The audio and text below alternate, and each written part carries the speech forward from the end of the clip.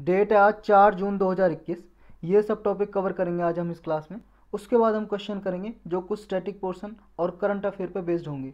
First topic है अपना corona virus variant found in India to be called delta in new WHO system. देखो, ये आपने news में पढ़ा होगा, कोरोना वायरस ने अपने आप को म्यूटेशन कर लिया, यानी कि चेंज कर लिया अपने जीन में और नया वेरिएंट बन गया जी। मतलब कोरोना वायरस ने अपना नया, ये समझ लो एक तरह से अपनी कॉपी कर लिया और नया भाई बना लिया है, उसके RNA में चेंज हो गया। और जो भी ये वेरिएंट होते हैं इन्हें वेरिएंट बोलते हैं। और इनका नाम क्या है, पहले जैसे किसी कंट्री में डेवलप हुआ वेरिएंट, इंडिया में हुआ या ब्रिटेन में हुआ, ब्रिटेन या इंडिया के नाम से बुलाया जा रहा था।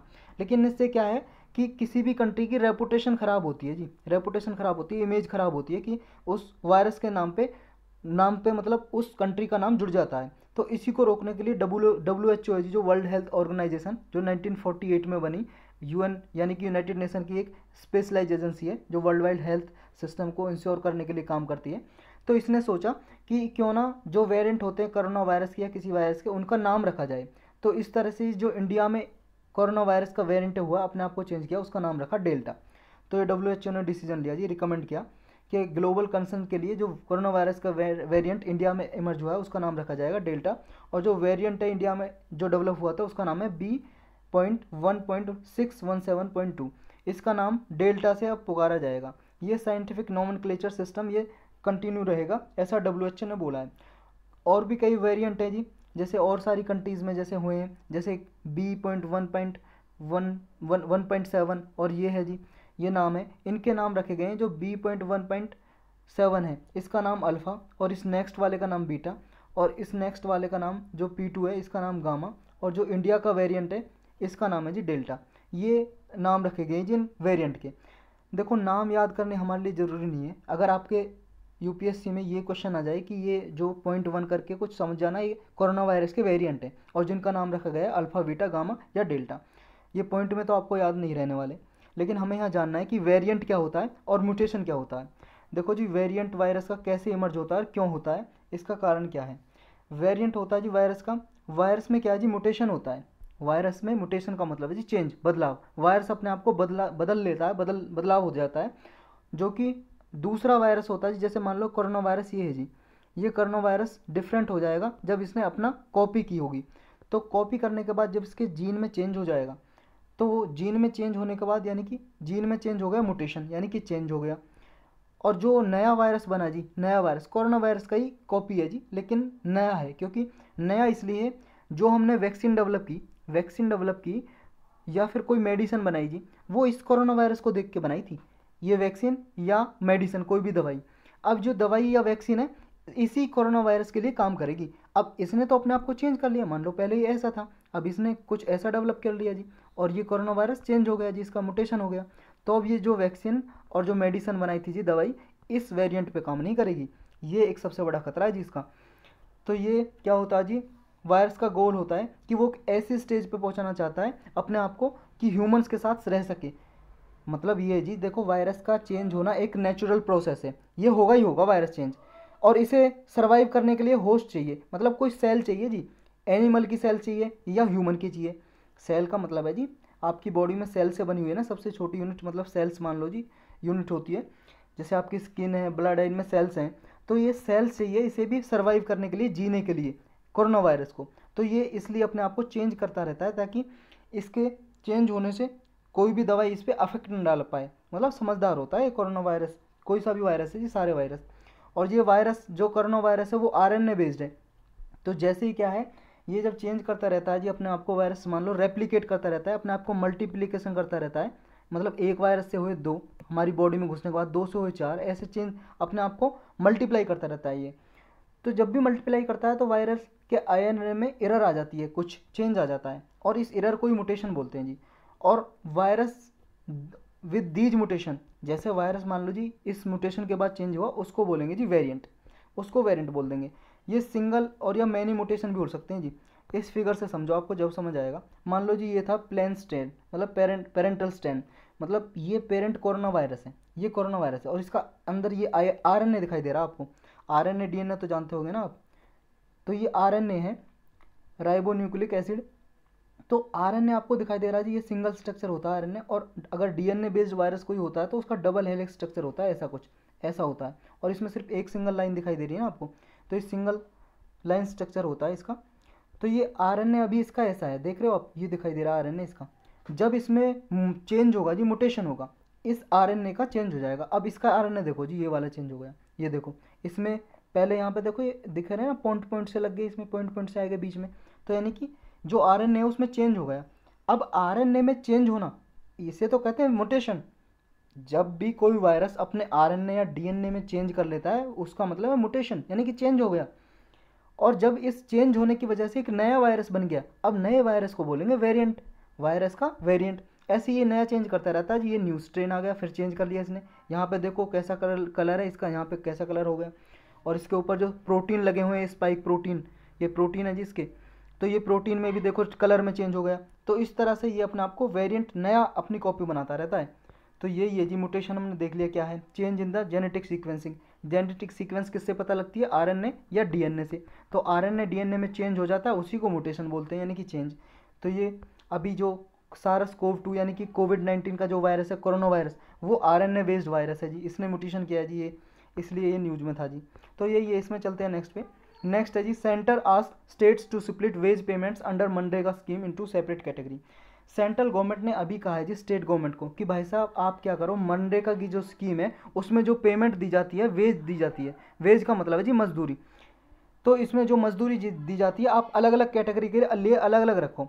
जैसे कि मान लो SC कैटेगरी के जो लोग हैं, शेड्यूल कास्ट के जो लोग हैं, वो काम करते हैं मनरेगा के अंडर, उनके लिए अलग सैलरी रखो, शेड्यूल ट्राइब के लिए अलग पेमेंट रखो, या कोई अदर जो फाइनेंशियल बैकवर्ड क्लास है जी, कोई काम कर रही है मनरेगा के तहत, उसके लिए अलग आप पेमेंट रखो। तो ये सेपरेट बजट प्रोवाइड करो जी SC और ST कैटेगरी के लिए इस स्कीम के अंडर। तो इन जॉब कार्ड देखो जी, इसमें क्या है, फंड जब प्रोवाइड की जाते हैं, मनी दी जाती है, वेज दी जाती है, तो जॉब कार्ड दिया जाता है मनरेगा के अंडर। मनरेगा स्कीम है जी एक योजना, ताकि लोगों को काम दिया जाए, ये स्कीम शुरू की थी जी। इसके बारे में थोड़ा डिटेल से हम पढ़ेंगे, पहले अभी क्या डिसीजन लिया है सेंट्रल गवर्नमेंट ने, बोला है स्टेट गवर्नमेंट को, वो देख रहे हैं। तो ये बोला है जी SC और ST बेनिफिशियरीज हैं जो, जिनको काम मिलता है, उनके लिए एक जॉब कार्ड प्रोवाइड किया जाता है इसमें। लेकिन अब इशू क्या है जी, देखो अलग अलग सेंट्रल गवर्नमेंट ने बोला स्टेट गवर्नमेंट को कि अलग अलग इनके लिए वेज पेमेंट दो, अलग अलग मजदूरी दो, अलग अलग पैसे प्रोवाइड करो, सैलरी प्रोवाइड करो। अब इशू ये है जी, प्रॉब्लम ये है इससे, देखो एक तो ये जो पेमेंट सिस्टम है मनरेगा में कॉम्प्लिकेट हो जाएगा, थोड़ा डिफिकल्ट सा हो जाएगा, कठिन सा। और इसकी वजह से क्या है जी, स्कीम में जो फंडिंग आती है ना, मनी प्रोवाइड की जाती है स्कीम को इम्प्लीमेंट करने के लिए मनरेगा को, वो कम हो सकती है जी, रिडक्शन हो सकता है उसमें। अब ये मनरेगा स्कीम क्या है जी, मेन ये है, देखो जी मनरेगा जब शुरू की गई थी, जब इसका नाम था सिर्फ NREGA, national rural employment guarantee act, ये 2005 में नोटिफाई की गई थी। लेकिन बाद में इसका नाम चेंज कर दिया, आगे MG लगा दिया, महात्मा गांधी का नाम लगा दिया जी आगे। अब इसका पूरा नाम है MG नरेगा। तो MG नरेगा स्कीम बोलते हैं, मनरेगा बोलते हैं जी, हिंदी के अखबार में मनरेगा लिखा होता है, मनरेगा। तो 2005 में लॉन्च की गई थी, नोटिफाई की गई थी। और इसमें इसलिए गोल ये था कि रूरल एरियाज में, रूरल याद रखना जी, रूरल यानी कि ग्रामीण क्षेत्र में, विलेज जो गांव वाले क्षेत्र हैं, उनमें लाइवलीहुड सिक्योरिटी लोगों को प्रोवाइड करना था, मतलब जॉब प्रोवाइड करनी थी, जो उन्हें काम देना था, और काम की वजह से सैलरी आएगी, वेज आएगी, मजदूरी आएगी, उससे उनकी लाइवलीहुड जो जीवन यापन है, उनकी उसकी अपनी जीवन यापन चला सकेंगे, इसलिए लाइवलीहुड सिक्योरिटी आएगी, तो इसलिए चलाई गई थी। ये एक यूनिवर्सल स्कीम है जी, जो गारंटी देती है 100 डेज वर्क की, एक साल में कम से कम 100 डे का, 100 दिन का वर्क प्रोवाइड करेगी जी, to every rural household. ये याद रखना जी, देखो एवरी रूरल हाउस होल्ड, इसमें लिखा आ जाए कि every person in the village, गलत हो जाएगा जी, इसमें हाउस होल्ड का मतलब है घर में, हर एक घर में कम से कम एक आदमी को जॉब प्रोवाइड करनी है 100 दिन के लिए साल में। तो ये जी इसका एम, लक्ष्य है। इसका मतलब ये है जी, राइट टू वर्क प्रोवाइड करना है, कि काम करने का अधिकार लोगों को दिया इस मनरेगा एक्ट ने। और जब ये मनरेगा स्कीम चलाई गई थी, ये एवरी जो रजिस्टर हाउस होल्ड होता है उसे जॉब कार्ड दिया जाता है जी, एक कार्ड दे दिया जाता है उसे वर्क करने का, जैसे ही वो काम कंप्लीट करता है जी, उसे वेज प्रोवाइड की जाती है। ये स्कीम को इम्प्लीमेंट कौन करता है जी, इसे ग्राम पंचायत कर जितनी है जी, सरपंच वगैरह होते हैं ना, वो इम्प्लीमेंट करते हैं, लागू करते हैं, वही लोगों को काम देते हैं और वही पैसा देते हैं इसमें। इसमें क्या है, अगर मान लो स्टेट गवर्नमेंट अगर जॉब प्रोवाइड करने में फेल हो गई, 15 दिन तक कोई भी जॉब नहीं दिया, तो क्या है जी, 15 दिन तक अगर कोई जॉब नहीं दी, और जो लोग जॉब चाहते हैं, जॉब सीकर हैं, गाँव में नौकरी चाहते हैं, उन्हें काम नहीं दिया गया, तो उनकी पेमेंट क्या है जी, अनएम्प्लॉयमेंट अलाउंस दिया जाएगा उन्हें।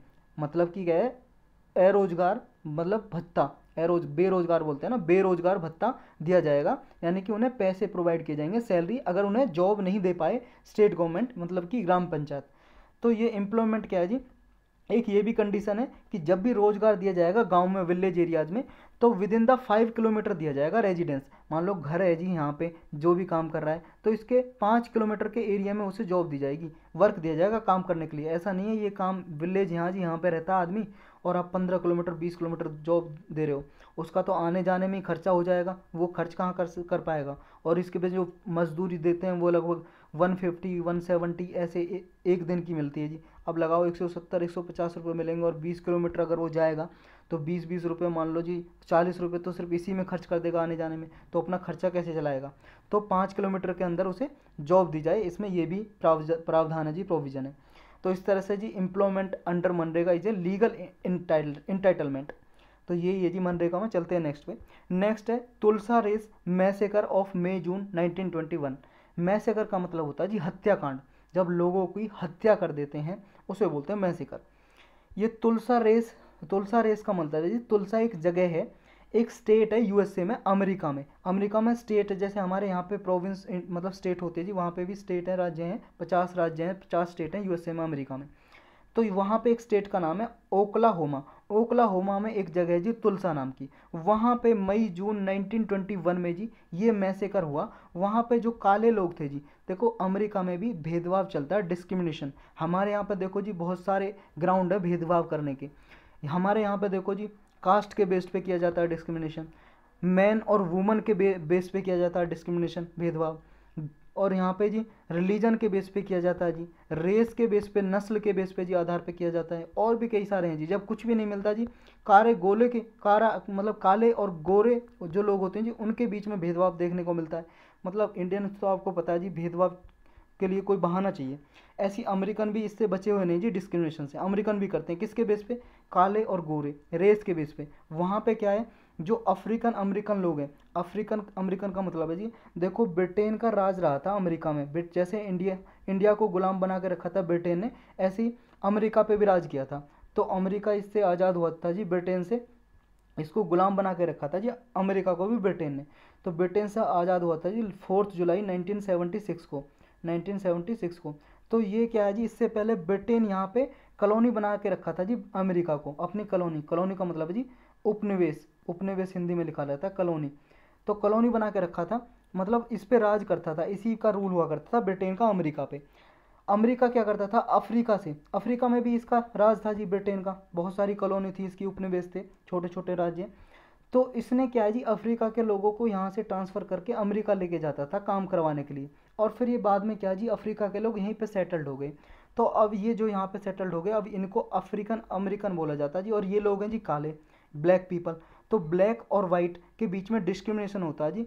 और यहाँ पे ये हत्याकांड हुआ जी, ये वो one of the worst incident था, मतलब बहुत ही ख़राब एक घटना थी जो वायलेंट रेशियल हेट के कारण हुई थी। यूएस की मॉडर्न हिस्ट्री का एक एग्जाम्पल है जी ये। तो यहाँ पे बहुत सारे अफ्रीकन अमेरिकन लोग थे जी, उनकी हत्या कर दी गई थी इस प्लेस में। तो इसके जी 100 साल पूरे हो गए 2021 में, इसलिए ये न्यूज़ में आया जी। ये तुलसा जी क्या है, ये क्या जी, was specially known for being an unofficial century city for African American suffering the consequences of harsh segregation. जो तुलसा रीजन है जी, यहाँ पे जो अफ्रीकन अमेरिकन लोग हैं उनके क्या जी भेदभाव बहुत देखने को मिला है इस रीजन में, तुलसा रीजन में। यहाँ पे एक लॉ हुआ करता था जी, जो मतलब प्री सिविल राइट्स अमेरिका की बात है। प्री सिविल राइट का मतलब है जी 1950s के लगभग, लेट 1950s के लगभग 1959 में अमेरिका ने सिविल राइट का एक एक्ट पास किया, जिसमें ये कहा कि ब्लैक और वाइट के बीच में कोई भेदभाव ना हो, इसको मिटाने के लिए एक्ट पास किया। उससे पहले क्या है जी, यहाँ पे बहुत ही हार्श सेग्रीगेशन होता था, मतलब लोगों का ब्लैक और वाइट के बीच में यहाँ पे अलग अलग करके रखते थे कि ब्लैक लोग अलग रहेंगे और वाइट लोग अलग रहेंगे, और इसी को बोला जाता था ब्लैक वॉल स्ट्रीट, यूएसए में ब्लैक वॉल स्ट्रीट। तो अभी न्यूज़ में क्यों रहा जी ये, देखो एक तो 2021 में इसके 100 साल पूरे हुए हैं लगभग, और दूसरा ये है जी यूएस के जो प्रेसिडेंट है जो बिडेन, उन्होंने रिसेंटली कहा है, ये फर्स्ट सिटिंग अमेरिका के हेड हैं जी, मतलब पहले अमेरिकन हेड हैं अमेरिका के जिसने ये कहा है कि ऑफिशियली रिकॉग्नाइज करने को बोला इस इंसिडेंट को। अभी तक क्या है जी, अमेरिका के किसी भी प्रेसिडेंट ने इसको रिकॉग्नाइज नहीं किया था, इस इंसिडेंट को, जो ये मैसेकर हुआ था, हत्याकांड हुआ था। लेकिन अमेरिका के जो बिडेन जो प्रेसिडेंट हैं जी, उन्होंने पहली बार ये रिकॉग्नाइज किया है इस इंसिडेंट को, तो इसलिए भी न्यूज़ में रहा। तो यही था जिसमें चलते हैं नेक्स्ट पे। नेक्स्ट है जी डिजिटल टैक्स इन इंडिया। अभी क्या है जी, यूनाइटेड स्टेट्स ने अनाउंस किया है कि वो क्या है, जिस कंट्री का भी इम्पोर्ट $2 बिलियन से ज़्यादा आता है अमेरिका में, उस पे वो 25% टैरिफ लगाएगा। टैरिफ का मतलब है जी टैक्स। जब बॉर्डर पर टैक्स लगाते हैं उसे टैरिफ बोलते हैं, विद इन कंट्रीज़ की बाउंड्री के अंदर लगता है तो उसे टैक्स बोल देते हैं। तो ये टैक्स ही है जी, टैरिफ एक तरह से।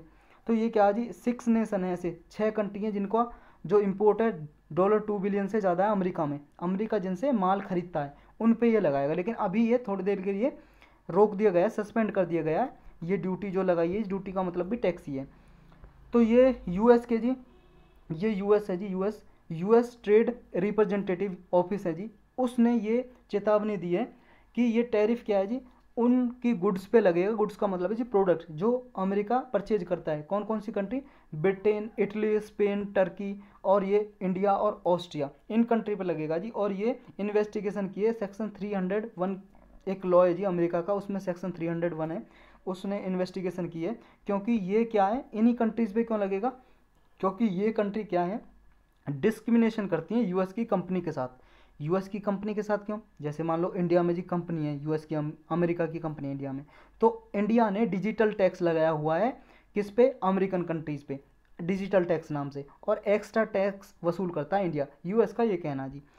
मतलब ये जो टैरिफ हैं जी, ये क्या करेंगे कि इक्वल टैक्स लगाएंगे जो यूएस की फर्म्स पे, फर्म्स का मतलब है जी कंपनी फैक्ट्री पे जो लगा रखा है डिजिटल टैक्स इन कंट्रीज़ ने, तो हम भी इक्वल टैक्स लगाएंगे जो हम इनके से गुड्स परचेज करते हैं इन कंट्रीज़ से। तो अब ये डिजिटल टैक्स है क्या जी, इसे देखते हैं। देखो इंडिया ने अनाउंस किया है जी कि 6% इक्वलाइजेशन लेवी लगाया जाएगा। 2016 में पहली बार लगाया, ये अनाउंस किया इंडिया ने 2016 में, 2016 में, कि 6% इक्वलाइजेशन लेवी का मतलब ये है जी टैक्स लगाया जाएगा किस पे, ऑनलाइन एडवर्टीजमेंट सर्विसेज। ऐसी क्या जी, ऐसी कंपनीज पे लगाया जाएगा जो ऑनलाइन एडवर्टाइजमेंट सर्विस देती हैं। जैसे मान लो जी ऑनलाइन एडवर्टाइजमेंट सर्विस कौन सी देती है, एडवर्टाइजमेंट सर्विस का मतलब है जी विज्ञापन सेवा, जो विज्ञापन करती है ना, ऐड करती हैं। जैसे मान लो जी आपका गूगल हो गया, गूगल ऑनलाइन है जी, ऑनलाइन एक साइट है। ये क्या है जी, इस पर जब भी कोई आप इस साइट खोलते हो जी, कोई भी वेबसाइट खोलते हो, गूगल पे डालते हो, तो जब साइट खोलने के बाद आपको देखते नहीं पेज में डिफरेंट ऐड दिखाई देती हैं। कभी कोई साबुन की ऐड, कभी कोई कपड़े की ऐड, कभी किसी कंपनी की ऐड दिखाई देती है। तो ये ऐड करती हैं। जैसे फेसबुक हो गया जी, फेसबुक ये भी ऑनलाइन एक कंपनी है जी, ये भी एडवर्टाइजमेंट करती हैं। तो इन पे जी क्या है, ये एक्स्ट्रा पैसा कमाती हैं इनसे, और यहाँ से पैसा कमाती है और इनकम टैक्स भी नहीं देती यहाँ पे ये। तो ये क्या है, इसलिए इसको क्या है, इन पे टैक्स लगाया गया है इंडिया ने। और क्या क्या करना वो आगे देखेंगे जी अभी हम।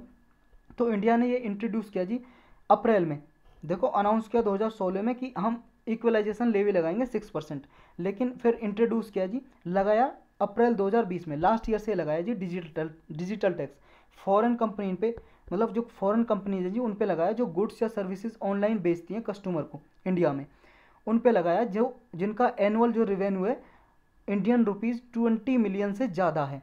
एनुअल रिवेन्यू का मतलब है जी एक साल में वो पैसे कमाती हैं, इतना मनी कमाती हैं 20 मिलियन रुपीज़ से ज़्यादा, उन पे ये टैक्स लगाया जाएगा। एप्लीकेबिलिटी क्या है जी, किस किस पे एप्लीकेबल होगा ये टैक्स, इंडिया ने बोला है कि ये इक्वलाइजेशन लेवी है, ये उन पे होगा जी over the last few year to tax non resident digital entities, मतलब ऐसी एंटिटीज़ पे होगा जी जो नॉन रेजिडेंट डिजिटल एंटिटीज़ हैं। मतलब इसका मतलब क्या है जी, देखो ऐसी कंपनीज़ हैं जो इंडिया में उनका कोई भी प्रॉपर क्या है जी, कोई भी मैनेजमेंट नहीं है जी, वो इंडिया में क्या है, रेजिडेंट नहीं है, वो कंपनी इंडिया की नहीं है, नॉन रेजिडेंट कंपनी है जी, बाहर कंपनी खुली हुई है, लेकिन यहाँ पे डिजिटली क्या है, इंटरनेट के जरिए, साइट के जरिए यहाँ पे सर्विस दे रही हैं जी, प्रोवाइड कर रही हैं। समझ गए, जैसे अमेजन हो गया जी, अमेजन हो गया, कोई और कंपनी अमेजन के या कोई और कंपनी का एग्जांपल ले लो जी जो डिजिटली आपको बेचती है।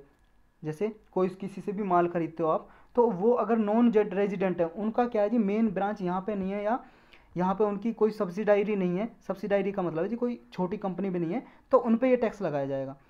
तो ये लेवी क्या है, एप्लीकेबल होगा only to digital advertising service. अभी ये क्या है जी 2019-20 तक ये सिर्फ बोला था इंडिया ने, जो एडवर्टाइज सर्विस प्रोवाइड करती हैं डिजिटली उन पे ही लागू होगा। कितनी रेट पे? 6% पे। लेकिन गवर्नमेंट ने अप्रैल लास्ट ईयर में इसको 2% इम्पोज करने के लिए कहा। पहले 6% बोला था, लेकिन 6% नहीं, अब 2% बोला कि लास्ट ईयर अप्रैल में 2020 में कि 2% लगेगा उनकी इनकम पे जिनका टर्नओवर 2 करोड़ से ज़्यादा होगा। मतलब टोटल रेवेन्यू जो कमाएंगी एक साल में 2 करोड़ से ज़्यादा होगा, उन पे लगेगा। और किस पे लगेगा? Non resident e commerce player पे। अब ई कॉमर्स लिख दिया जी। पहले था एडवर्टीजमेंट सर्विस देती थी, जो डिजिटली एडवर्टाइजिंग सर्विस देती थी उन पे लगता था, अब कर दिया ई कॉमर्स पे। ई कॉमर्स वो होगी जी ऑनलाइन जो आपको सर्विस गुड्स वगैरह कुछ भी प्रोवाइड करती हैं। जैसे अमेजन हो गया जी, आप ऑनलाइन सर्विस खरीदते हो इस पर, या कुछ मान लो जी प्रोडक्ट खरीदते हो, आप कुछ भी अपने कपड़े खरीदते हो। या फिर फ्लिपकार्ट हो गया। लेकिन फ्लिपकार्ट क्या है? फ्लिपकार्ट तो हमारे इंडिया की कंपनी है और यहाँ पे उसकी फैक्ट्री है जी, यहाँ पे फ्लिपकार्ट की खुद की रेजिडेंट है हमारी। तो इस पे नहीं, किस पे लगेगा? जो हमारे इंडिया की कंपनी नहीं है, नॉन रेजिडेंट है, उन पे लगेगा जी। ये जो इंडिया में जिनकी ना तो कोई ब्रांच है, सब्सिडायरी ब्रांच है, और वो क्या है इंडिया में जी साइट पे बेच रही हैं अपना माल, समझ रहे हो? गोदाम वगैरह तो रखती हैं जी, देखो ये, लेकिन इनकी मेन कंपनी इंडिया में नहीं है और ना ही इनकी कोई सब्सिडायरी कंपनी है, तो उन non resident e commerce players पे लगेगा। इसका स्कोप ये है जी, ये क्या है? वाइडन करेगा। जो फाइनेंस एक्ट है हमारा 2021 का 22 का, ये कवर करेगा ई कॉमर्स सप्लाई और सर्विसेज को। जब ये एक्टिविटी ऑनलाइन होती है उन पे टैक्स लगेगा जी। जब मई 2021 से ये क्या है इंक्लूड करता है ऐसी एंटिटीज़ को भी जो कंटिन्यूसली बिजनेस करती हैं और जिनके यूजर 3 लाख से ज़्यादा हैं। मतलब ऐसी कंपनीज हैं जी जो ई कॉमर्स कंपनी जिनके 3 लाख से ज़्यादा यूजर्स हैं, उन पे माल वगैरह खरीदते हैं, उनकी सर्विस लेते हैं जी, गुड्स वगैरह खरीदते हैं, उन पे लगेगा ये। When will be the tax not apply? कब टैक्स नहीं लगेगा? किस पे नहीं लगेगा जी? देखो उन पे नहीं लगेगा। Off shore e commerce firm that sell through the Indian arms will not have to pay. Off shore e commerce का मतलब है जी, ई कॉमर्स हमने समझ लिया, जो ऑनलाइन अपनी सेवा प्रोवाइड करती हैं जी, देती हैं। जैसे अमेजन हो गया जी, समझ रहे हो? ऑनलाइन कंपनी है, बेचती है माल वगैरह। लेकिन उन of shore e commerce company पर नहीं लगेगा। ऑफ शोर का मतलब है जी वो जो हमारी इंडिया की कंपनी नहीं है, बाहर रेजिडेंट कंपनी है जी, बाहर की कंपनी है, विदेश की कंपनी है। तो ऐसी कंपनी जो बाहर की है लेकिन वो इंडियन आर्म के थ्रू बेच रही है। इंडियन आर्म के थ्रू मतलब है जैसे अमेजन कंपनी है जी, हमारे इंडिया की नहीं है, ऑफ शोर कंपनी होगी अमेजन। और अमेजन कंपनी मान लो जी किसके थ्रू बेच रही है अपना माल? ये बेच रही है जी इंडिया की कोई कंपनी है, मान लो इंडिया की कंपनी है जी फ्लिपकार्ट, फ्लिपकार्ट के थ्रू बेच रही है जी ये अपना माल। अपने अपने अलग साइट पे नहीं बेच रही, फ्लिपकार्ट से इसने टाई अप कर लिया और फ्लिपकार्ट के थ्रू अपना माल बेच रही है जी। तो इस पे नहीं लगेगा जी ये टैक्स। 2% का जो इक्वलाइजेशन लेवी है, डिजिटल टैक्स है, समझ गए? इसका मतलब ये जी कोई भी गुड्स एंड सर्विसेज सोल्ड की जाएंगी on a foreign e commerce platform are owned और provided by an Indian resident and Indian permanent establishment, they will not be subject to the 2% equalisation levy. वो ये है जी जो अभी समझाया कि जो इंडियन रेजिडेंट कंपनी के थ्रू बेच रही हैं या कोई इंडिया की परमानेंट एस्टेब्लिशमेंट है, कोई कंपनी है जी यहाँ की परमानेंट, उसके थ्रू अपना माल बेच रही हैं जी, ई कॉमर्स सर्विस प्रोवाइड कर रही हैं, गुड्स बेच रही हैं, तो उन पे नहीं लगेगा। लेकिन वाई वॉज इट इम्पोज? क्यों लगाया जी ये टैक्स? टैक्स इसलिए लगाया जी इंडिया ने क्योंकि ये कंपनी क्या है इनकम टैक्स नहीं देती। और जो जैसे फ्लिपकार्ट है जी, इन्होंने इनकम कमाई है, भारत के ही है जी, भारत के लोग हैं। अब इसने भारत के एक पर्सन ने बनाई और जो इससे इनकम कमाता है, तो इनकम पे तो यहाँ पे इंडिया में इनकम टैक्स भी देना पड़ेगा जी, तो इन पे इनकम टैक्स लगेगा। लेकिन बाहर की कंपनी है जी, ये तो कमा के लेके जाएगी अमेरिका में, अमेरिका की कंपनी अमेजन, तो अमेजन पे अमेरिका का गवर्नमेंट लगाएगी इनकम टैक्स लगाएगी, तो इंडियन गवर्नमेंट को देता नहीं है इनकम टैक्स, समझ रहे हो? और सारे टैक्स देता है, बहुत सारे और भी टैक्स हैं, लेकिन इनकम टैक्स नहीं देता। लेकिन और सारे टैक्स तो ये फ्लिपकार्ट भी देगी और इसके अलावा इनकम टैक्स भी देगी, लेकिन ये कंपनी नहीं देगी। तो इस तरह से दोनों कंपनी में क्या लेवल प्लेइंग फील्ड प्रोवाइड करने के लिए, कि मतलब ये क्या है, ये ज़्यादा प्रॉफिट में अमेजन इंडिया में और ये कम प्रॉफिट में, तो दोनों को कॉम्पिटिटिव बनाने के लिए ये टैक्स लगाया गया जी, एक्स्ट्रा टैक्स बाहर वाली कंपनियों पे, नॉन रेजिडेंट इंडियन कंपनी पे। तो ये कंपनीज पे लगाया गया जी। Which other countries impose such a levy on digital seller? और भी कौन सी कंपनी है जी जिन पे कोई और भी कंट्रीज हैं जो ऐसी कंपनियों पे टैक्स लगाती हैं? हाँ जी बिल्कुल है, जैसे फ्रांस है, फ्रांस भी लगाता है जी 3% डिजिटल सर्विस टैक्स लगाता है। आसियान रीजन में जी कंपनी है, आसियान रीजन आपको पता ही होगा जी, ये वर्ल्ड मैप देखो जी, ये आसियान रीजन बोलते हैं जी, साउथ ईस्ट एशियन। यहाँ पे आसियान एक ग्रुप बना रखा है इन 10 कंट्रीज़ ने मिलके, इसलिए इनको आसियान रीजन कंट्रीज़ भी बोलते हैं। जैसे Myanmar, Thailand, Laos, Cambodia, Vietnam, Malaysia, Brunei, Indonesia, Philippines, ये 10 कंट्री हैं जी, 10 कंट्रीज़ हैं जी जिनको आसियान रीजन बोलते हैं या आसियान कंट्रीज़ बोलते हैं। इनमें भी एक कंट्री, मतलब कुछ कंट्री हैं जैसे सिंगापुर, इंडोनेशिया, मलेशिया, ये डिजिटल सर्विस टैक्स लगाती हैं जी। और थाईलैंड ने भी अनाउंस कर दिया जी ये भी लगा सकती है। OECD कंपनी है जी, मतलब एक ग्रुप है जी, OECD का एक ऑर्गेनाइजेशन है, organisation for economic cooperation development. इसने भी समझौता किया है कि इनकी जो 140 कंट्रीज हैं, इन्होंने भी कहा है कि हम भी इंटरनेशनल टैक्स रूल्स बनाएंगे, जिससे क्या है ये इंटरनेट जो इकोनॉमिक ग्रोथ होती है उसको प्रमोट कर सकें। अब जो यूनाइटेड स्टेट्स का जो ट्रेड रिप्रेजेंटेटिव है, मतलब यूनाइटेड स्टेट का एक ऑफिस है, डिपार्टमेंट है जी, ये क्या कहता है, ये क्यों कहता है कि ये जो टैक्स लगाया है, डिजिटल टैक्स जो कंट्रीज लगा रही है और इंडिया भी लगा रहा है, ये डिस्क्रिमिनेटरी है, मतलब भेदभाव करता है। ये क्यों कहता है, ये कहता है जी, पहला कारण तो ये जी, अमेरिका जो कहता है ये भेदभाव करता है कि जो डिजिटल सर्विस टैक्स है ये सिर्फ क्या है, यूएस डिजिटल बिजनेस जो कंपनी है जी उनके अगेंस्ट लगाया जा रहा है, और जो इंडिया की कंपनी है जी, इंडिया की जैसे इंडियन डोमेस्टिक डिजिटल बिजनेस है, उन पे नहीं लगाया जा रहा।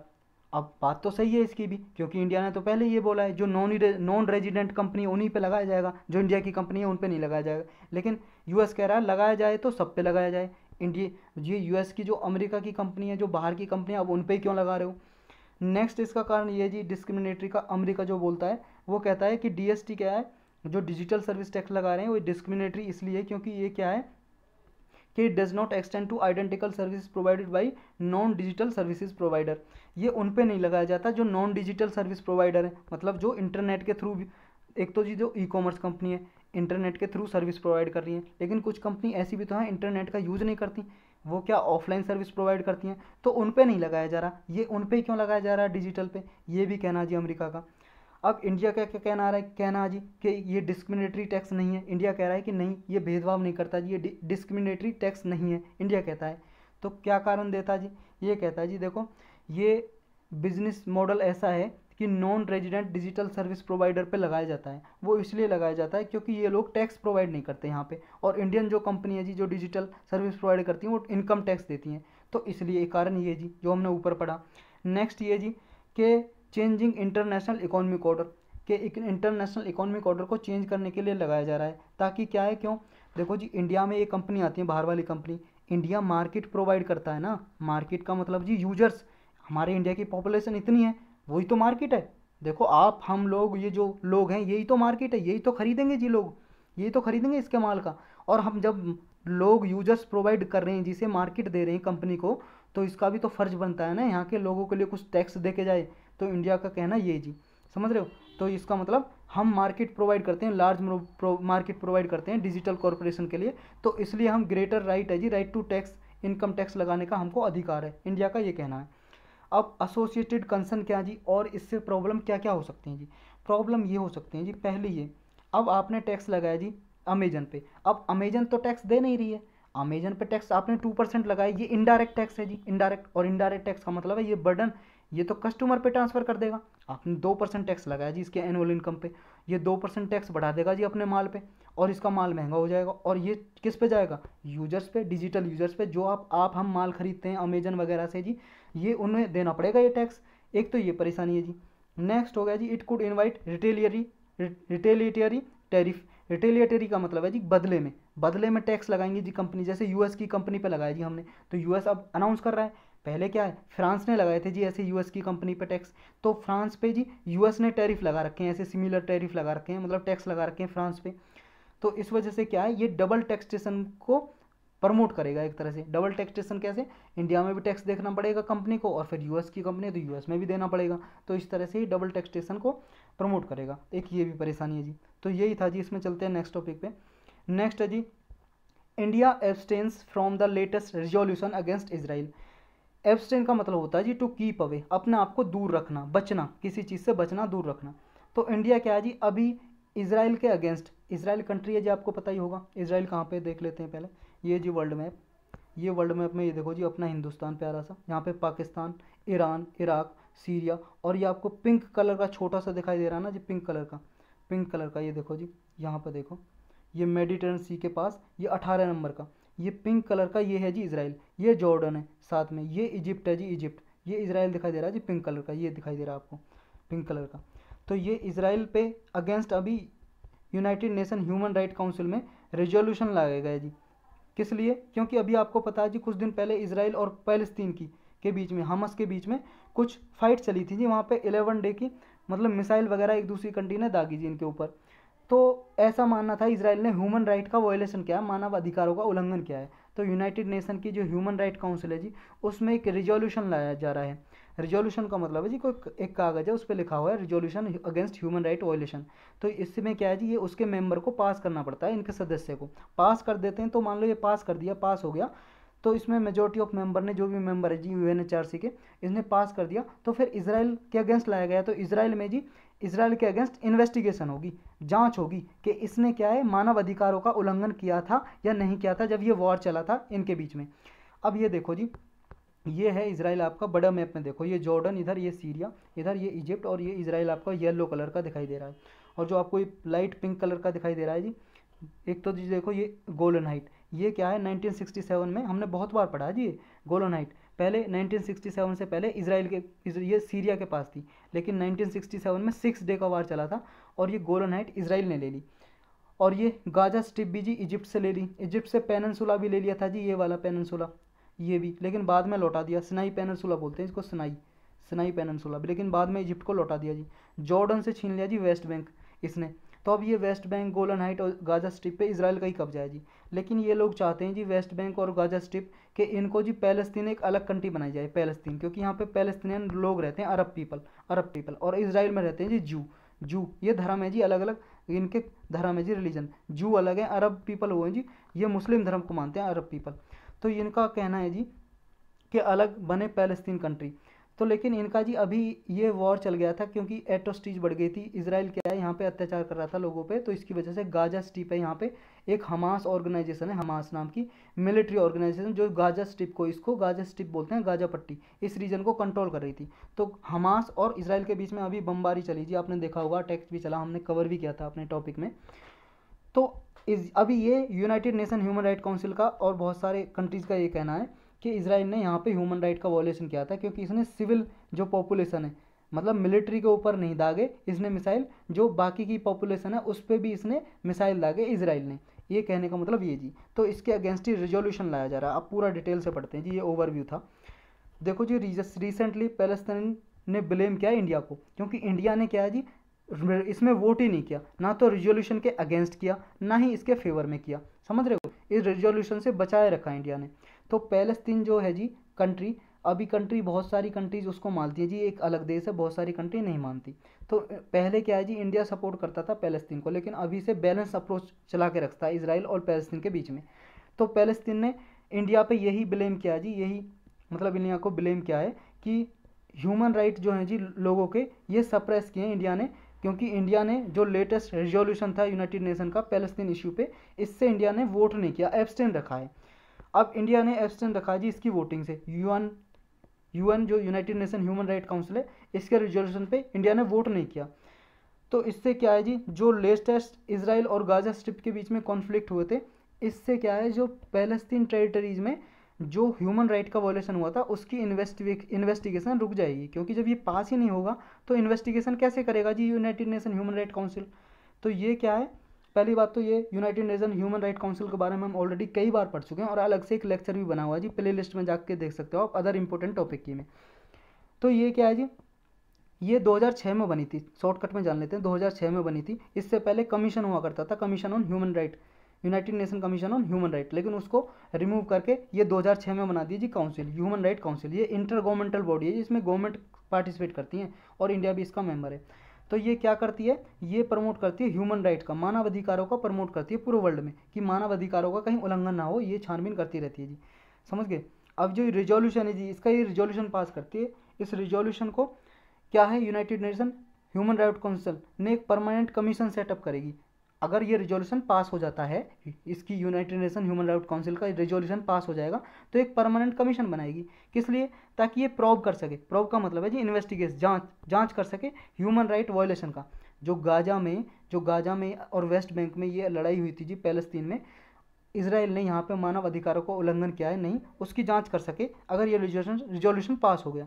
तो इसके लिए क्या है जी, it was adopted with the vote of 24 member, ये 24 मेंबर की वोट के साथ अडॉप्ट किया गया, लेकिन इसमें 9 लोगों ने, मतलब कंट्रीज़ ने अगेंस्ट में वोट किया, और 14 कंट्री इंक्लूडिंग इंडिया एब्सटेन रही, मतलब उन्होंने वोट ही नहीं किया, ना तो फेवर में ना ही अगेंस्ट में, इंडिया ने भी नहीं किया जी। ऐसी कंट्री जो एब्सटेन रही है, जो उनमें इंडिया भी था, फ्रांस भी था, Italy, Japan, Nepal, Netherland, Poland, South Korea, इन्होंने वोट ही नहीं किया जी। और जिन्होंने इस फेवर में किया जी रेजोल्यूशन में, चाइना, पाकिस्तान, बांग्लादेश, रसिया ने फेवर में किया, और अगेंस्ट में किया जी जर्मनी, यूके, ऑस्ट्रिया ने। देखो किसने फेवर में किया, किसने अगेंस्ट में किया, कोई याद करने की जरूरत नहीं है, बस इतना याद रखो कि इंडिया ने भाई साहब वोट ही नहीं किया, इसमें एब्सटेन रहा है। और जो चाइना, पाकिस्तान है, इन्होंने फेवर में किया है जी, बांग्लादेश ने भी इस रेजोल्यूशन के फेवर में किया है, इतना याद रखना है आपको। देखो जी, जैसे ये अगर पास हो जाता तो एक इंडिपेंडेंट कमीशन बैठेगा इंक्वायरी के लिए, ये देखेगा, इन्वेस्टिगेट करेगा कि इंटरनेशनल लॉ को इन्वेस्टिगेट करेगा, इसराइल में इन्वेस्टिगेट करेगा कि यहाँ पे वायोलेशन हुआ था या नहीं हुआ था ह्यूमन राइट का। पैलेस्तीन का स्टैंड क्या जी, देखो रिजोल्यूशन क्या है, एक तरह से is not an aberration to the human right council. Palestine का कहना है ये, अगर ये रेजोल्यूशन पास भी नहीं हुआ तो ह्यूमन राइट काउंसिल को ये किसी चीज़ से रोकेगा नहीं, क्योंकि ये क्या है, मल्टीलेटरल कंसल्टेशन है जी एक, ये जो रिजोल्यूशन है इसका कहना ये जी कि अगर इन्वेस्टिगेशन होगी तो इससे क्या है, वायोलेशन का पता लगेगा, किसी इसराइल ने यहाँ पे ह्यूमन राइट वायोलेशन किए थे या नहीं किए थे। पैलेस्तीन जो पीपल हैं जी, देखो जी वो क्या है, इंटरनेशनल ह्यूमन राइट लॉ से वैसे ही डिप्राइव करते हैं, वंचित है, क्योंकि बहुत सारी कंट्री जिसे देश ही नहीं मानती हैं और इसराइल भी नहीं मानता है। रूट कॉज क्या है जी, इनजस्टिस का, जो पैलेस्तीन पीपल के अगेंस्ट होते हैं, रूट कॉज है जी dispossession, displacement, colonisation by Israel. Israel क्या करता है जी, इन पे अत्याचार करता है, इन्हें यहाँ से वेस्ट बैंक से निकालता है, अपना कब्जा करता है, धीरे धीरे अपनी कॉलोनी बनाता रहता है, इन्हें इन पे एक तरह से रूल करता रहता है। तो देयरफॉर इंडिया ने क्या है जी, अभी जब एब्सटेन किया, अपने आप को अलग रखा ह्यूमन राइट काउंसिल के रिजोल्यूशन से, इंडिया ने भी प्रॉब्लम को एक तरह से इस रिजोल्यूशन को रोका है जी। तो पैलेस्तीन पीपल के जो ह्यूमन राइट वायलेशन हुआ था, इसकी जो इन्वेस्टिगेशन होनी थी जो, उसको एक तरह से रोका है। तो इंडिया ने क्या जी, एक अपॉर्चुनिटी मिस करती है to join the international community at this turning point, both crucial and long overdue on the path of applicability and justice and piece.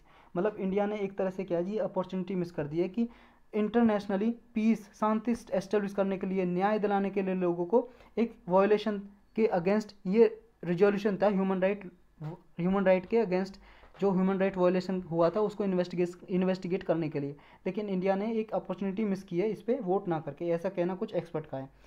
अब तक क्या पोजीशन थी जी इंडिया की इसराइल और पैलेस्तीन इशू पे, देखो जी अब तक पोजीशन ये थी, इंडिया ने जी रिकॉग्नाइज कर दिया था इसराइल को 1950 में। रिकॉग्नाइज करने का मतलब ये जी 1948 में इसराइल एक कंट्री बना जी, उससे पहले कोई इसराइल नाम की कंट्री नहीं थी जी, देश नहीं था, और इंडिया ने भी इसको पहचान दी, हाँ हम भी इसे देश मानते हैं इसराइल को। 1950 में इंडिया ने ऐसा कहा।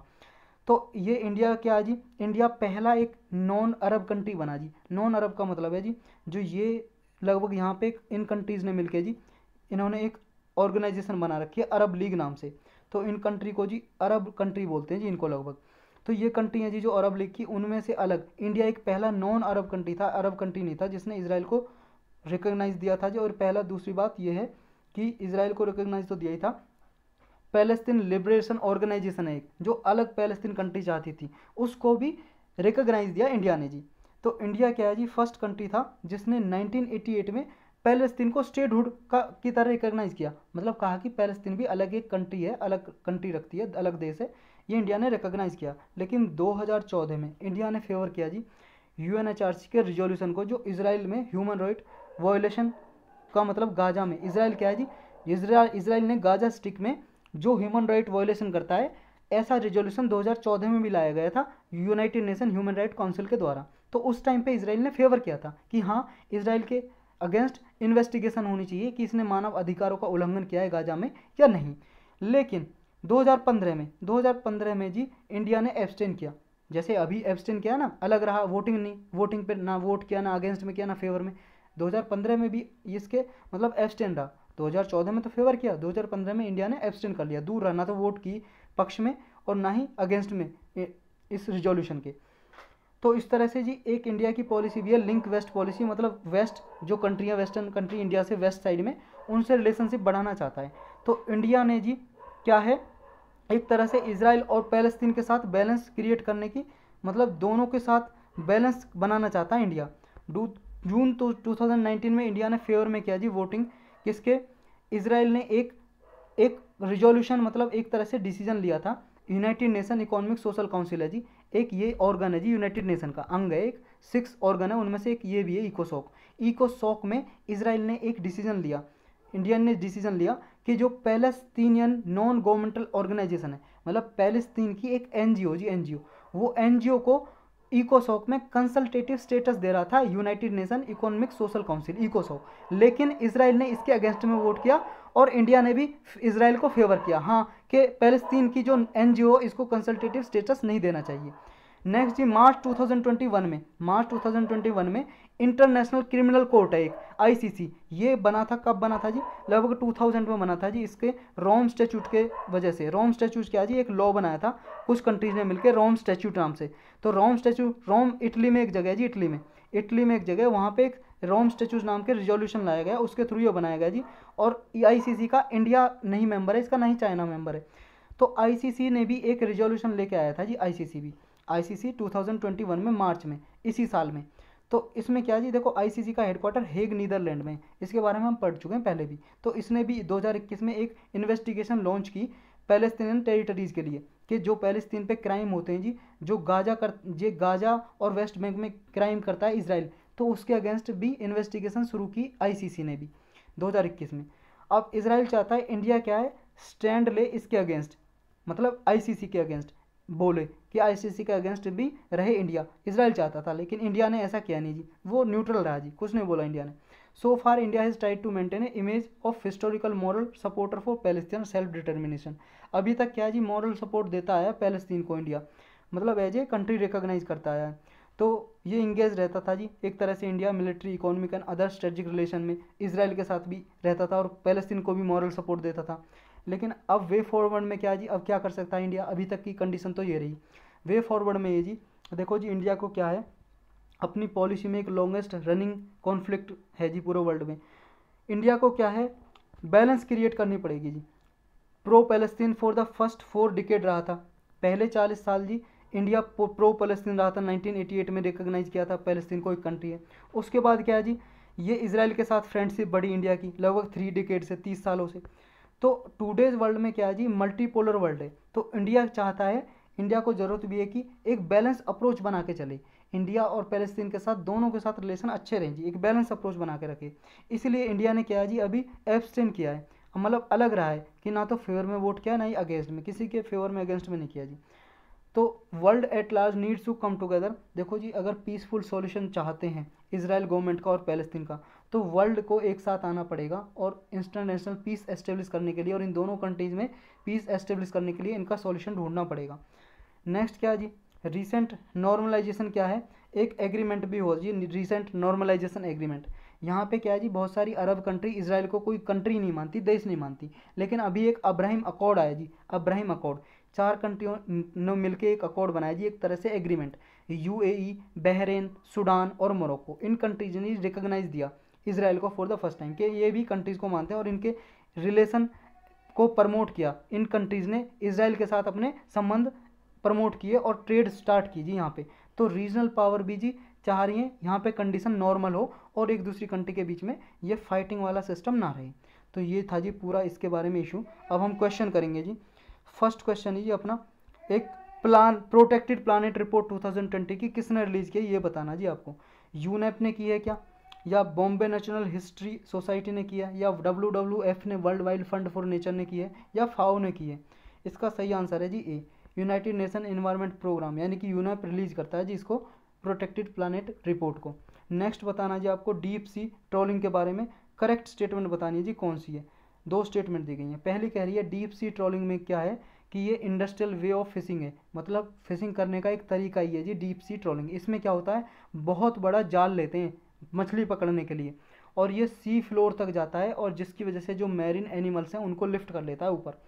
यूनियन गवर्नमेंट है जी जो हमारी इंडियन गवर्नमेंट, उसने अभी परमिशन दे दी है फॉरेनर ट्रोलर्स को, मतलब जो फॉरेन पीपल हैं जी यहाँ पे मछली पकड़ने के लिए इंडियन ओशन में डीप सी फिशिंग के लिए अपने एक्सक्लूसिव इकोनॉमिक जोन में परमिशन दे दी है। क्या परमिशन दी है आपको बताना जी करेक्ट कौन सा हो, पहला दूसरा दोनों सही दोनों गलत।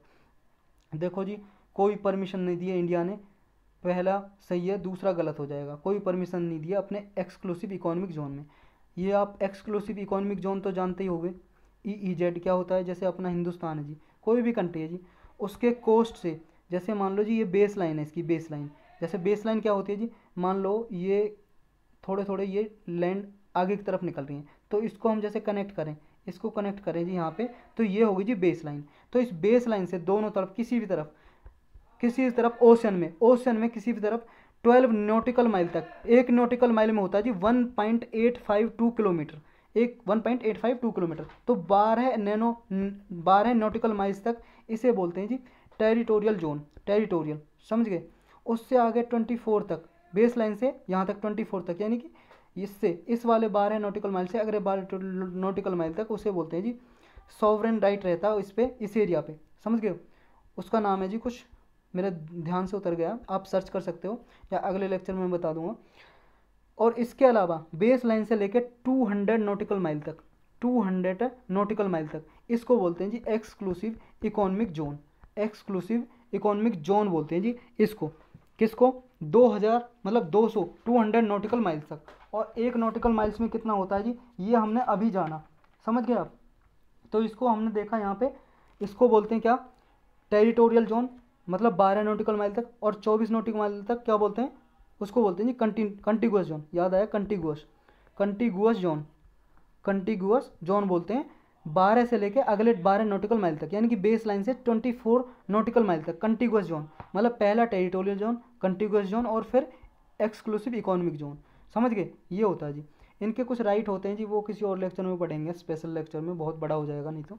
नेक्स्ट है जी फाइनेंशियल एक्शन टास्क फोर्स, इसके बारे में कुछ दी गई है जी स्टेटमेंट, आपको करेक्ट बताना है। देखो बहुत सालों साल न्यूज़ में रहता है ये, और न्यूज़ में भी रहता है, और हमने भी कई बार इसके लिए स्पेशल लेक्चर भी लिया जी। अदर इंपॉर्टेंट जो टॉपिक की प्लेलिस्ट बना रखी है उसमें जाके देख सकते हो जी FATF के बारे में। न्यूज़ में बहुत बार इसलिए रहा जी, इसने पाकिस्तान को ग्रे लिस्ट में डाला था जी, ग्रे लिस्ट में। जिसकी कई लिस्ट होती हैं जी, जैसे ग्रे लिस्ट, ब्लैक लिस्ट इसकी होती है जी।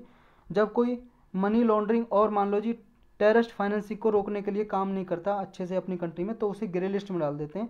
या फिर जब ज़्यादा कुछ भी नहीं स्टेप लेता, उसे टाइम दिया जाता है, तो उसके बाद ब्लैक लिस्ट में डालती है जी FATF। अब बताना, ये FATF इंटर गवर्नमेंटल बॉडी है, और जिसे एस्टेब्लिश किया गया था, बनाया गया था G20 जो कंट्री हैं उनके इनिशिएटिव से।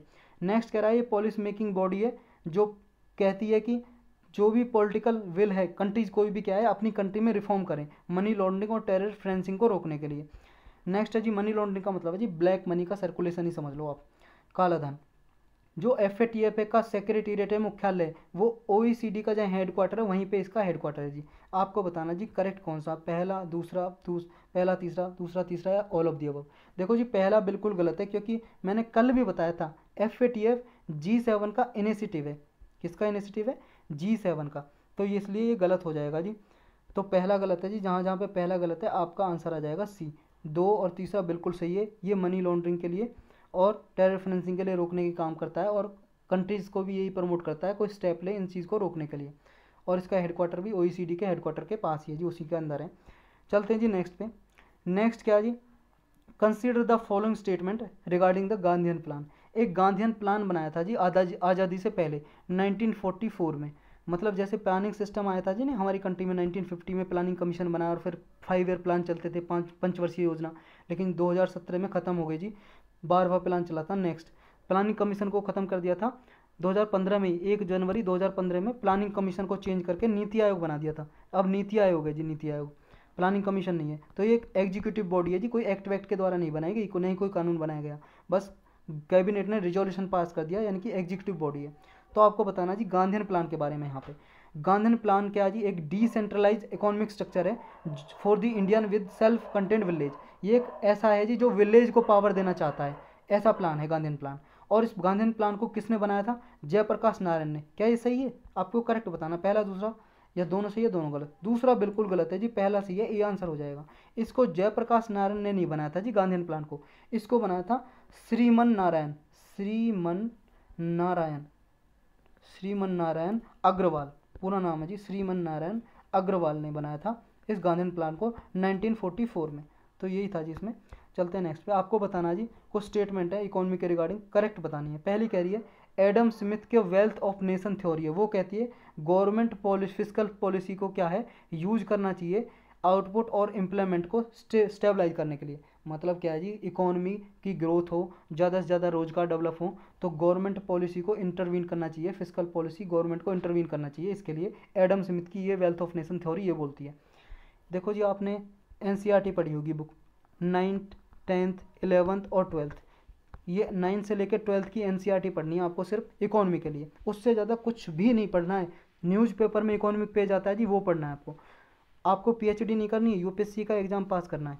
अगर आपको लगता है आप रमेश सिंह पढ़ोगे या कोई और बुक पढ़ोगे जी, लान एंड लान बहुत सारी बुक होती हैं, तो पढ़ लो, कर लो पीएचडी, आपको करनी है, ज़रूरत है। मैं तो कह रहा हूँ टाइम वेस्ट होगा आपका। क्या क्या पढ़ना है, 9 से लेकर 12 तक की एनसीईआरटी, और 12th में भी 2 एनसीईआरटी हैं, उसमें से सिर्फ एक पढ़नी है, एक है माइक्रो जी और एक है मैक्रो। आपको मैक्रो वाली पढ़नी है, माइक्रो नहीं पढ़नी जी, कोई ज़रूरत नहीं है। इसमें ही दिया गया जी ये सारा, मैक्रो जो 12th की है आपको। इसमें जी एडम स्मिथ के बारे में क्या ये सही है स्टेटमेंट दी है। नेक्स्ट है जी मिक्स्ड इकोनॉमी सिस्टम है, जैसे हमारे इंडिया में जी मिक्स्ड इकोनॉमी सिस्टम, जैसे यूएस में जी कैपिटलिज्म है, पूंजीवादी सिस्टम, वहाँ पे सारी प्रॉपर्टी वगैरह प्राइवेट हाथों में रहती है, बिजनेस वगैरह प्राइवेट हाथों में। जैसे यूएसएसआर है जी, कैसा है जी, कम्युनिज्म, उसमें साम्यवाद है जी, सारी जो है जी वो प्रॉपर्टी किसके हाथों में रहती है जी, गवर्नमेंट के हाथों में। सारी प्रॉपर्टी मीन्स ऑफ प्रोडक्शन, सारी फैक्ट्री कंपनी, वहाँ पे घर वगैरह भी गवर्नमेंट के होते हैं जी, किराए देते हैं। और इंडिया में क्या है जी, मिक्स्ड इकोनॉमी। मिक्स्ड इकोनॉमी का मतलब है यहाँ पे प्राइवेट प्रॉपर्टी भी है जी, प्राइवेट कंपनी भी है, सरकारी कंपनी भी है जी। हमारे यहाँ पे दोनों मॉडल मिक्स हैं जी दोनों के, तो यही अडॉप्ट किया था हमने। तो इसमें क्या होता है, government attempt to increase output and income and seek to stabilise the ups and downs in the economy. Government intervene करती है जी इसमें, आउटपुट को इंक्रीज़ करने के लिए और इनकम वगैरह को इंक्रीज़ करने के लिए। और जब भी इकोनॉमी में मान लो अप एंड डाउन्स आते हैं, कभी इन्फ्लेशन, महंगाई ज़्यादा हो जाती है, कम हो जाती है, इनको स्टेबलाइज करने के लिए, इसको कंट्रोल करने के लिए महंगाई को गवर्नमेंट इंटरवीन करती है। क्या ये सही है जी? हाँ बिल्कुल, दूसरा सही है। तो बी आंसर करेक्ट है जी, पहला गलत है। क्यों? क्योंकि जी जो ये अप्रोच है ना, ये अप्रोच है ये वाली Adam Smith wealth of nation में, इसमें एडम स्मिथ ना प्रमोट करता है जी कैपिटलिज्म को, कैपिटलिज्म को प्रमोट करता है। दो ही राइटर हैं जी, इस एनसीईआरटी में पढ़ोगे ना 12वीं की माइक्रो एनसीईआरटी में साफ साफ लिखा हुआ है, और इसके बारे में यूपीएससी ने बहुत बार क्वेश्चन पूछा है इस अप्रोच का। एडम स्मिथ अप्रोच करते हैं जी, जो वेल्थ ऑफ नेशन इनकी एक बुक है, उसमें लिखा है जी इस अप्रोच में, एक तरह से अप्रोच है इनकी, एक डॉक्यूमेंट है जिनमें कहता है एडम स्मिथ कि गवर्नमेंट को इंटरवीन नहीं करना चाहिए। सारा जो है जी गवर्नमेंट ने किस पे छोड़ देना चाहिए, मार्केट पे, डिमांड एंड सप्लाई पे छोड़ देना चाहिए, कि वो डिमांड एंड सप्लाई पे बेस्ड पे, डिमांड और सप्लाई पे बेस्ड पे जो भी ग्रोथ होगी वो इकोनॉमी अपने आप रिकवर कर लेगी।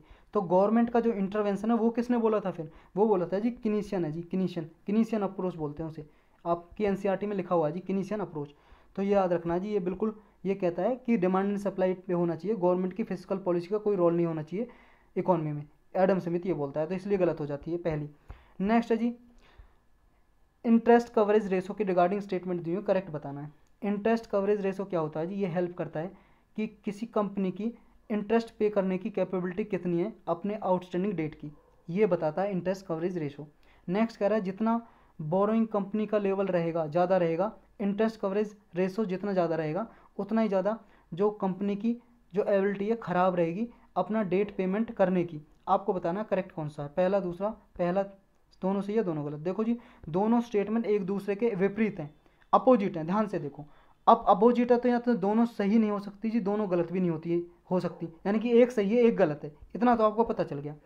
अब मान लो जी आपने पहली सही मान ली, पर पहली सही है और दूसरी गलत है, आंसर ए हो जाएगा। देखो जी पहली, ये इंटरेस्ट कवरेज रेशो का मतलब यही है, किसी भी कंपनी की या किसी भी एस्टेब्लिशमेंट की, कोई भी फर्म है जी, कुछ भी फैक्ट्री है, उसकी कैपेबिलिटी कि जो भी मान लो उसने लोन दिया है और लोन देने की उसकी कितनी कैपेबिलिटी है वापस इंटरेस्ट दे सके, समझ रहे हो, कितनी कैपेबिलिटी है, कितने पैसे हैं कि वापस लोन चुकाते, तो ये होती है इंटरेस्ट कवरेज रेशो।